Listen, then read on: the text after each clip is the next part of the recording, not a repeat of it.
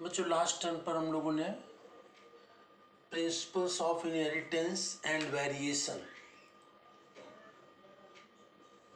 Principles of inheritance and variation, वंशागति एवं विभिन्नताएं का सिद्धांत क्या होती है, ये चैप्टर पढ़ रहे थे। इसमें मोनोहाइब्रिड क्लास को डिस्कस किया था। मोनोहाइब्रिड क्लास को पढ़ने के बाद इसकी जो टर्मिनोलॉजी है, मेंडल्स के बारे में, ये हम डिस्कस कर चुके थे। और लास्ट टर्न पर back cross and test cross, back cross क्या होता है, टेस्ट क्रॉस क्या होता है, इसको हम लोगों ने डिस्कस किया था और आप लोगों ने इसको फेयर कॉपी में कर लिया होगा, ठीक है ना। Test cross and back cross आज उसी के आगे पढ़ते हैं हम लोग।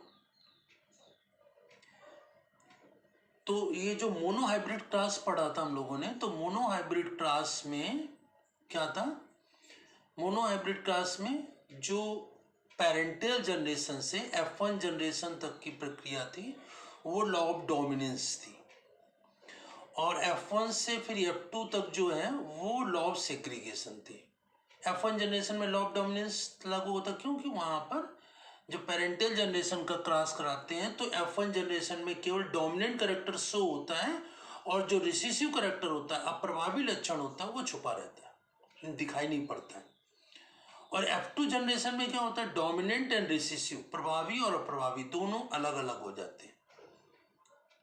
तो इसको हम पृथक्करण का नियम या लॉ ऑफ सेग्रीगेशन कहते हैं। तो उसी में आ दिया गया है इनकम्प्लीट डोमिनेंस या अपूर्ण प्रभाविकता का नियम, ठीक है ना। मेंडल ने तो तीन ही नियम दिए थे, law of dominance, law of segregation, law of independent assortment. प्रभाविकता का नियम, पृथक्करण का नियम और स्वतंत्र व्यूहन का नियम, law of dominance, law of segregation, law of independent assortment. लेकिन उसके बाद जो इन्होंने लॉ ऑफ डोमिनेंस दिया था उसमें कुछ कमियां देखी गई। कुछ प्लांट्स में, कुछ एनिमल्स में जब क्रॉस कराया गया तो मेंडल का लॉ ऑफ डोमिनेंस सभी को फॉलो नहीं करता, लॉ ऑफ डोमिनेंस। तो उसमें देखा गया कि ये इसमें लॉ ऑफ डोमिनेंस फॉलो नहीं हो रहा है, तो उसी में उन्होंने नाम दिया दूसरा क्या, अपूर्ण प्रभाविकता का नियम या इनकम्प्लीट डोमिनेंस। तो इनकम्प्लीट डोमिनेंस या अपूर्ण प्रभाविकता का नियम किसने दिया, कार्ल कोरेंस ने। अपूर्ण प्रभाविकता का नियम किसने दिया, कार्ल कोरेंस ने दिया 1903 में।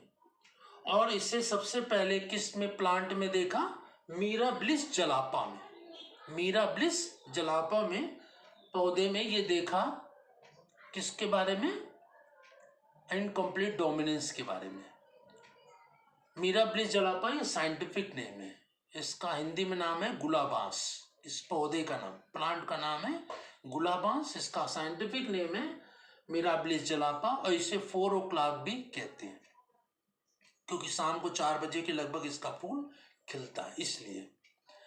अब तो इसमें देखते हैं, देखिए यहाँ पर मोनोहाइब्रिड क्रॉस में कैपिटल R और स्मॉल r, ये पेरेंटल जनरेशन है, ठीक है ना। जब इस पेरेंटल जनरेशन में ये रेड है और ये वाइट है, ठीक है, इन दोनों में क्रॉस कराया गया। तो यहाँ पर पहले गैमेटोजेनेसिस होगा। गैमेटोजेनेसिस की प्रक्रिया में क्या हो जाएगा, यहाँ पर गैमीट बनेंगे और इसमें रिडक्शन डिवीजन होता है, तो गुणसूत्रों की संख्या हाफ हो जाती है। मान लिया कि ये मेल प्लांट है और ये फीमेल प्लांट है, तो ये मेल गैमीट होंगे और ये फीमेल गैमीट होंगे, ठीक है। अब इसका क्रॉस कराएंगे तो इसी का इससे और फिर इसी का इससे, पहले इसका इन दोनों से हो जाएगा, फिर इसी के बाद इसका इससे और इसी का इससे। तो यहाँ पर जो ये प्लांट सब बनेंगे ये सब कहलाएंगे F1 जनरेशन। तो यहाँ पर ये capital R small r, capital R small r, capital R small r, capital R small r, देखिए सभी में प्लांट एक तरीके के, ये क्या कहलाएगा, F1 जनरेशन।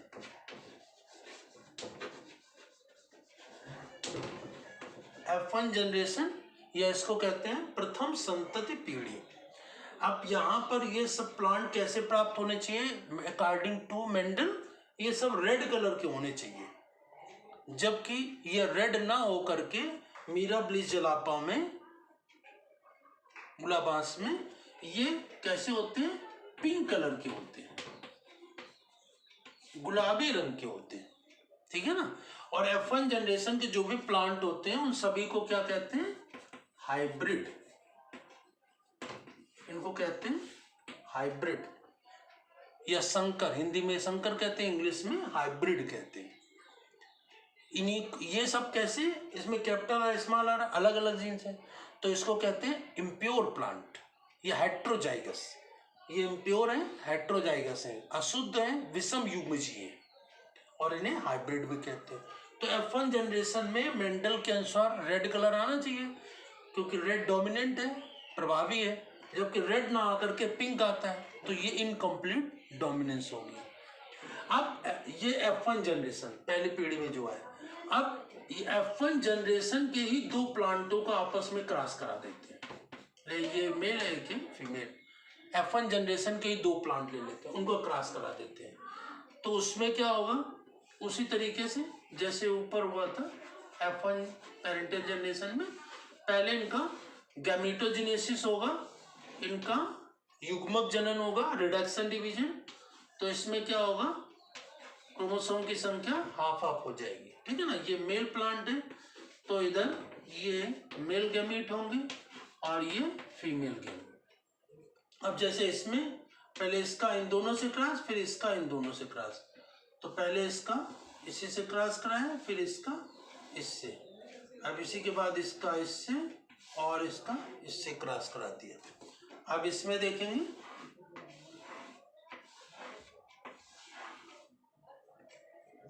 यहाँ पर कैपिटल आर, ये कैपिटल आर स्मॉल आर, ये कैपिटल आर स्मॉल आर, और ये स्मॉल आर, ठीक है ना।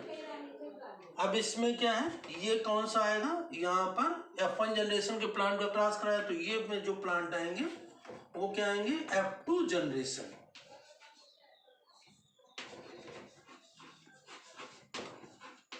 ये F2 जनरेशन आया, ठीक है ना, ये F2 जनरेशन। अब इसमें क्या पर ये जो कैपिटल आर आर है, इधर इसमें तीन तरह के पौधे हैं, कैपिटल आर आर है, capital R small R, capital R small R, और ये small are small are.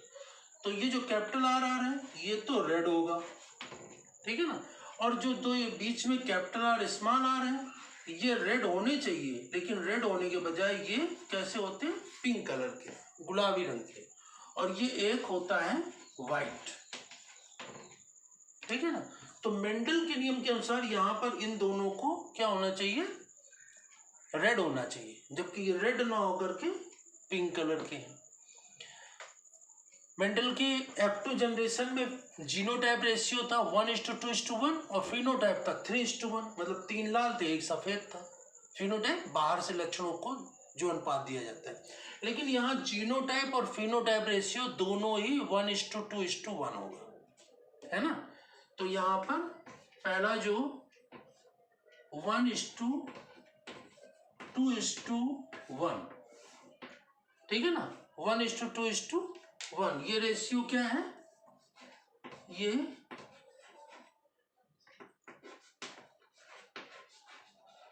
Phenotype और जीनोटाइप, ये दोनों रेशियो बेटे, उस जो मेंडल का था उसमें फिनोटाइप रेशियो 3:1 था, 3:1, और जीनोटाइप 1:2:1, लेकिन यहाँ पर एक लाल है, 2 गुलाबी हैं और 1 सफेद है, तो 1:2:1, ये फिनोटाइप रेशियो है, और जीन भी वैसे ही है, ये अलग है, 2 ये अलग है, 1 अलग है, तो इसमें फिनोटाइप और जीनोटाइप दोनों रेशियो एक जैसे हैं, 1:2:1, ठीक है ना।